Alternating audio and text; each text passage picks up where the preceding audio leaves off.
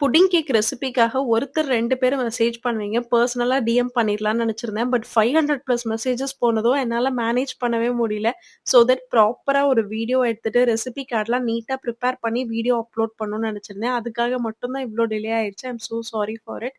வீடியோவோட எண்ட்ல நான் ரெசிபி கார்ட் அட்டாச் பண்ணியிருக்கேன் பாருங்க. பிரெட்ட நீங்க பவுடர் பண்ணதுக்கப்புறம் அது 130 கிராம் இருக்கான்னு செக் பண்ணிக்கோங்க. பிகாஸ் ஒரு பிரெட்டும் வந்து சைஸஸ் வேரி ஆகுது. இதுல நீங்க எக் 1 பை 1 தான் ஆட் பண்ணணும். அட் அ டைம்ல 3யுமே ஆட் பண்ணிறாதீங்க. ஜஸ்ட் எக் மிக்ஸ் ஆனா மட்டும் போதும். ட்ரை இன்கிரீடியன்ட்ஸ் ஆட் பண்ணிட்டு ஜஸ்ட் கட் அண்ட் ஃபோல்ட் மெத்தட்ல ரொம்ப ஸ்லோவா ஜென்டிலா பண்ணுங்க.